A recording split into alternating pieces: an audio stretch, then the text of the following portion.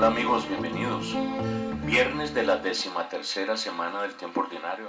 Leemos Mateo 9 del 9 al 13. En aquel tiempo vio Jesús a un hombre llamado Mateo sentado al mostrador de los impuestos y le dijo: sígueme. Se levantó y lo siguió. Y estando en la mesa en casa de Mateo, muchos publicanos y pecadores que habían acudido se sentaron con Jesús y sus discípulos. Los fariseos, al verlo, preguntaron a los discípulos: ¿cómo es que su maestro come con publicanos y pecadores?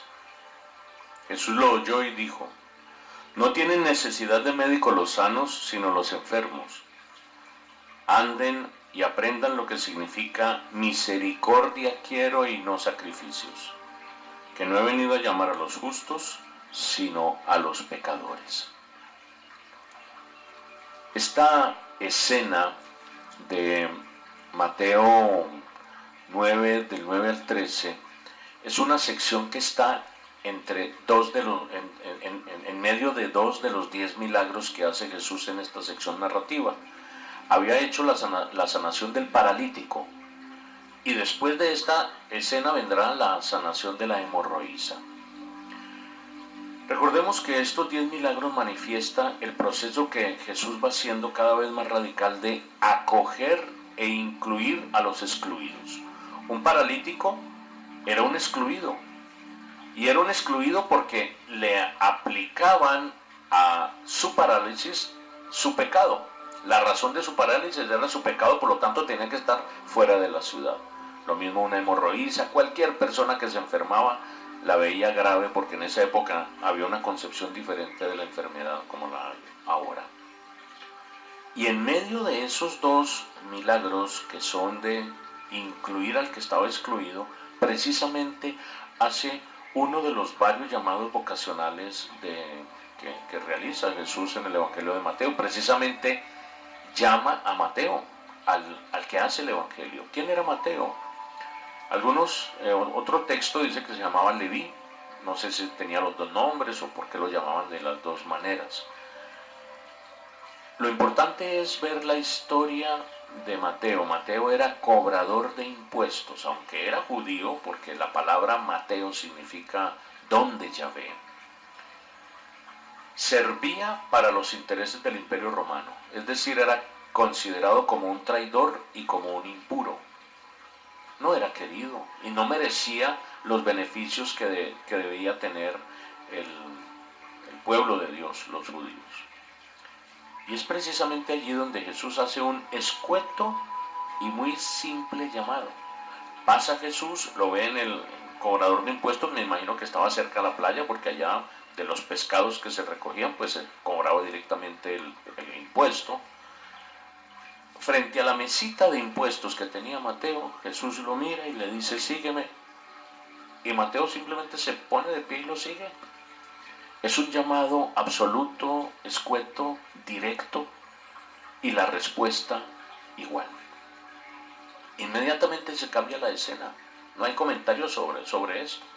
Y la escena es que probablemente al día siguiente Mateo, feliz de la nueva vida, de haberse sentido merecedor, o no merecedor, sino invitado, aunque no lo merezca, de la bendición de Dios a ser parte del grupo de Jesús, con sus amigos que también son publicanos, cobradores de impuestos, hace una cena para celebrar. Y allí también hay unos fariseos que critican la actitud de Jesús. Ya habían criticado la actitud de Jesús de haber sanado al paralítico. Ahora critican a Jesús por haber llamado a un pecador público. Siempre la cosa está con que merezco o no merezco yo el don de Dios.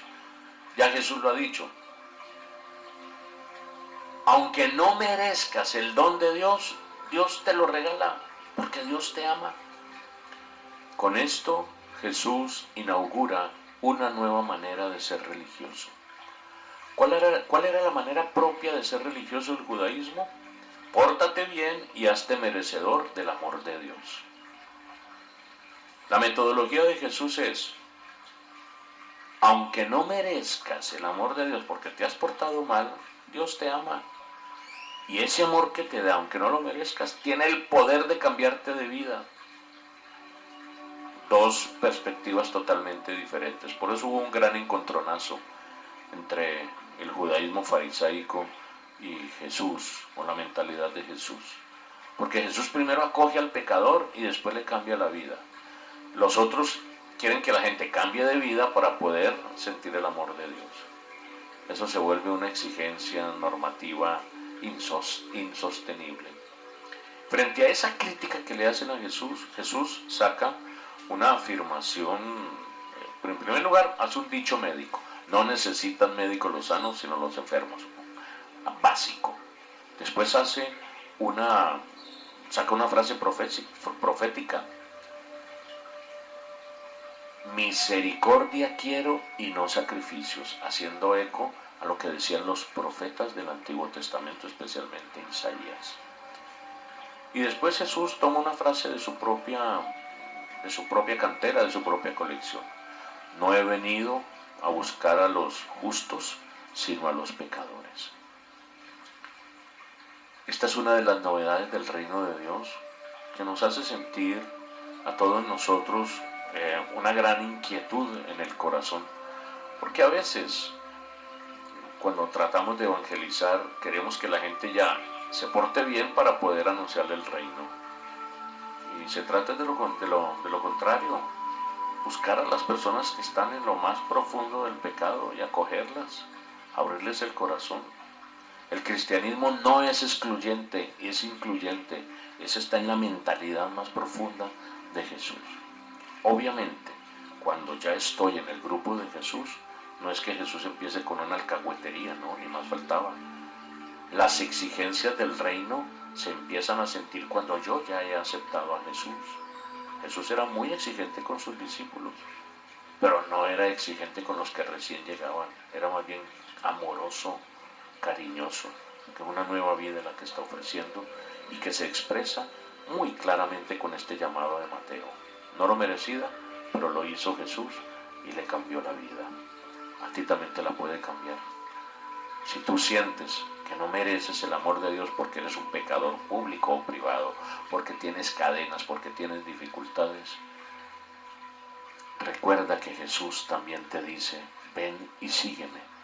Y aún arrastrando con tus propios pecados y tus propias cadenas, Dios, en un proceso de sanación en la persona de Jesús, te sana, te libra y te lleva a un nivel diferente de vida.